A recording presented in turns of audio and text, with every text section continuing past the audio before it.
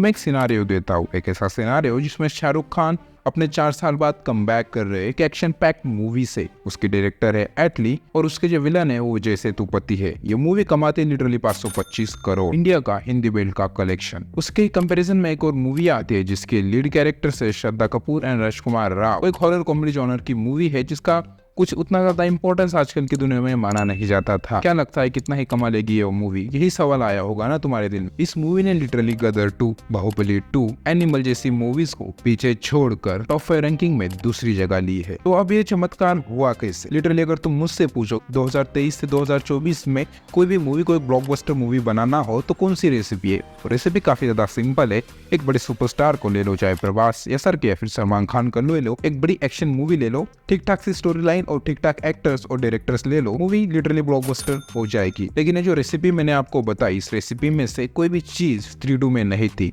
Then how it went successful? चलो इसी बारे में बात करते हैं।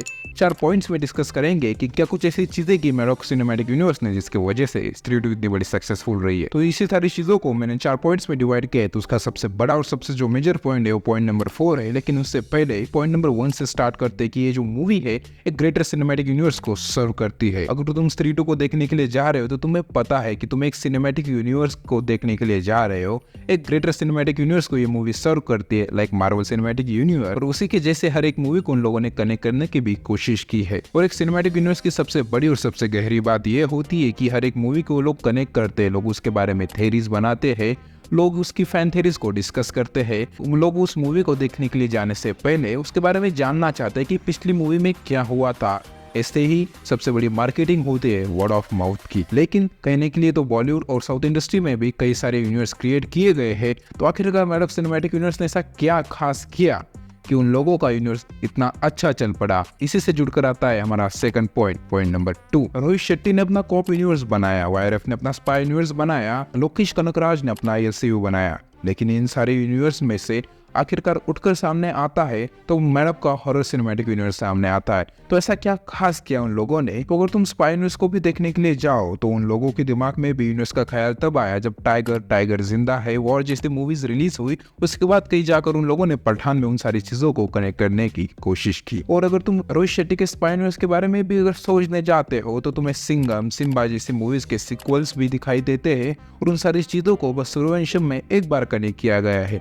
लेकिन यही सेम चीज अगर तुम 3 यूनिवर्स के बारे में देखने के लिए जा रहे हो तो मैरॉक प्रोडक्शन ने काफी अच्छे तरीके से भेड़िया में इन सारी चीजों को जना या फिर जनार्दन के कैरेक्टर के जरिए कनेक्ट करने की पहले से ही कोशिश की है। बस 3 एक सोलो मूवी थी, लेकिन उसके बाद जो भेड़िया आई उसने सारे मूवीज को कनेक्ट करने की शुरुआत कर दी। एक ब्रिज बनाया जिसे हर एक मूवी कनेक्ट हो रही थी। भले ही भेड़िया बॉक्स ऑफिस के ऊपर उतनी ज्यादा सक्सेसफुल ना रही हो, लेकिन फिर भी भेड़िया ने इस यूनिवर्स की नींव रखी है। और जो सबसे बड़ी चीज इस यूनिवर्स ने की जिसकी वजह से आज यूनिवर्स इस मुकाम के ऊपर खड़ा है, उसी से जुड़कर आता है हमारा पॉइंट नंबर 3। लिटरली हर एक मूवी की ब्लॉकबस्टर की एक ही रेसिपी होती है कि एक सुपरस्टार को ले लो, एक्शन पैक मूवी बना लो।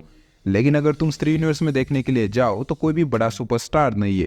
राजकुमार राव बड़ा सुपरस्टार नहीं है, ना ही श्रद्धा कपूर है, ना ही वरुण धवन है। और जो मुंजा के कैरेक्टर्स थे तो वो तो लिटरली अभी अभी आए हुए बच्चे हैं। लेकिन क्यों बाकी के सारे यूनिवर्स के लोग आखिरकार सुपरस्टार को लेना चाहते हैं? सुपरस्टार को लेने की जो सबसे बड़ी बात होती है वो बंदा लिटरली अपने पहले दिन में ओपनिंग कलेक्शंस लाने की ताकत रखता है, पूरे हाउसफुल रखने का दम रखता है। चाहे प्रभास को ले लो, सलमान को ले लो या फिर एसआरके को ही ले लो। लेकिन आखिरकार स्त्री यूनिवर्स कैसे लोगों के सामने टक्कर में आई? क्योंकि अगर तुम देखने के लिए जाओ पठान, जवान, कल्कि का एग्जाम्पल, इवन आदिपुरुष का भी एग्जाम्पल ले लो, जो कि इतनी बड़ी गंदी मूवी होने के बावजूद भी फर्स्ट डे उसका बस इस वजह से आया ताकि प्रभास उसमें थे। लेकिन एक बड़े स्टार की जो पावर साथ आती है उसके साथ ही एक और चीज भी साथ आती है, उसका प्रेशर, लार्जर देन लाइफ दिखाने का प्रेशर। क्योंकि हर एक जगह पर उन्हें लार्जर देन लाइफ दिखाना पड़ता है, उनकी फैन सर्विस दिखानी पड़ती है। लेकिन स्त्री यूनिवर्स वहीं पर बाजी मारता है। उन लोगों ने प्रेफर किया टैलेंट ओवर द स्टारडम, और वो इन लोगों का सबसे अच्छा डिसीजन बना एट द एंड जाकर, क्योंकि उनके ऊपर कुछ प्रेशर नहीं था कि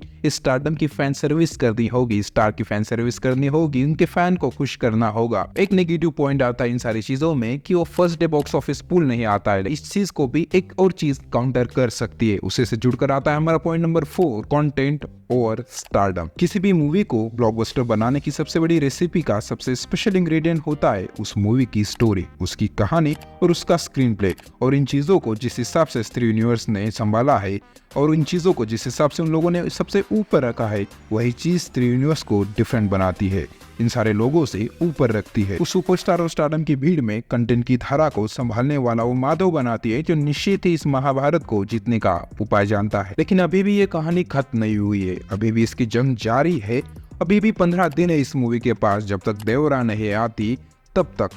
लेकिन देवरा भी कैसी मूवी निकलती है, इसके ऊपर भी बहुत कुछ डिपेंड करता है। क्या ये मूवी हिंदी बेल्ट में जवान को क्रॉस कर पाएगी या फिर नहीं, मुझे कमेंट सेक्शन में जरूर बताना। वैसे ये चीज मुझे इम्पॉसिबल तो लग रही है, लेकिन वो स्त्री है, वो कुछ भी कर सकती है। लेकिन अगर आप कुछ कर सकते हो तो इस चैनल को सब्सक्राइब कर सकते हो। मिलते हैं अगले वीडियो में, bye. No matter what they do, you're the man with the plan right here.